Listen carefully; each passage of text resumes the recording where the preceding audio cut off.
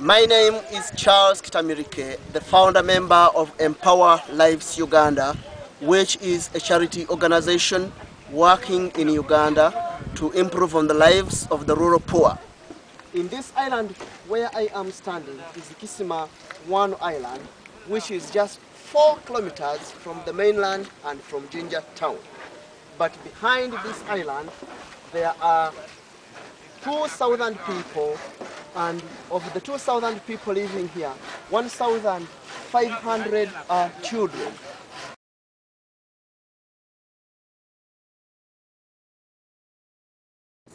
One of the problems of getting to Kisima Island, where we are just coming from, is traveling on water. Using such a boat for going and coming back costs 12 pounds, and it is a very expensive boat to use. And yet, if you can't use this, you have to use a smaller boat where people can row on the lake, which is not very safe on the water, and that costs about 8 pounds. Children do not have access to good education because the schools on this island are not having teachers. The reason why teachers cannot come to this school in this island is because of the problems they face while moving on the Lake Victoria water. There is no proper transport because there are not very many boats that can carry people to this island which are motorized. Some time ago, a borehole was constructed, but the borehole is not having access to clean water. And there is a very big problem that if people do not have access to clean water, there are infections that they can get. There is already a number of diseases, waterborne diseases, which are affecting the community living here. Mr. Charles Showino is one of the residents of Kisima Island in Jinja district. This place has a problem of access to clean water, and when Mr. Charles Showino drank bad water, he was highly contaminated in his tummy to the extent that he has been operated 2 times, but the wound is still fresh, and this is one of the challenges that this community faces. If people can have access to clean water, such problems will not be affecting them in this community. There is a clinic which was constructed by government in this place, but the clinic has no medicine, the clinic has no medical personnel. All the children standing before me are behind Kisima Island Clinic. This is the clinic which serves the people on this community with medical services. But the clinic has no medical staff all the time, and the clinic has no medicine, and the people who are supposed to be working here do not regularly come because of the problem in the transportation on the lake, which is very expensive and very risky. So without effective transport system, without effective supply of medical personnel, puts the children to very high health risks on this island. These are children who are supposed to be in school, but they are in child labor. They are picking this scrap metal, these scrap plastics, to sell in the new plastic industry.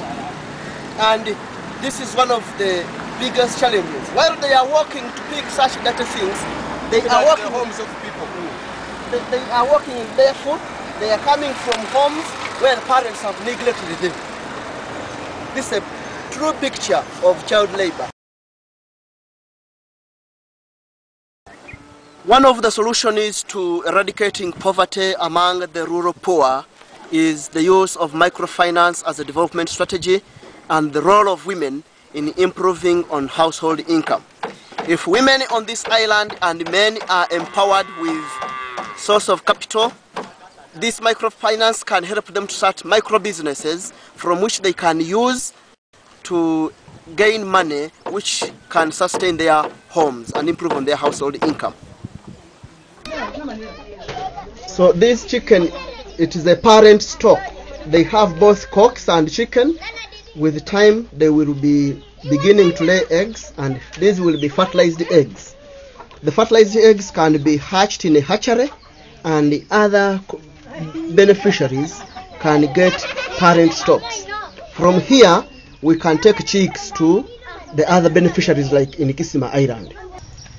One banana can be sold and that can bring in income, but at the same time, if a banana is eaten at home, it will save on the money that the mothers who are taking care of the children can save a lot of money. Other than buying from the shops and the markets, they are able to have their own bananas from their own gardens. And with such a garden, you just need a small plot of land, just as you can see the size of this plot. This has 30 bananas. So these are some of the income generating activities Empower Lives Uganda is doing with the widows and women in the project organization. Esther is our trainer, and she is training women, widows and young mothers to be able to learn how to make these products. These are very beautiful artistic chains and jewelry made out of paper and natural seeds. If women can do this work, they will be in a position to get enough money that can take care of their homes. However, while we are training people to do this, we still need market for these products. If there can be market out there, this can be a very big source of income and can bring in to improve on the lives of the families that are working to produce these commodities.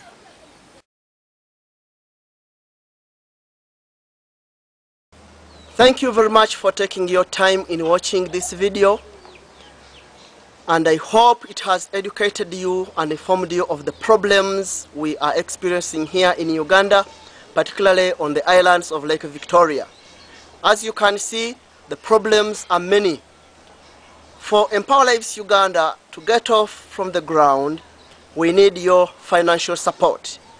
This financial support will go in 4 main aspects. 1, construction of an office building fixed with electricity.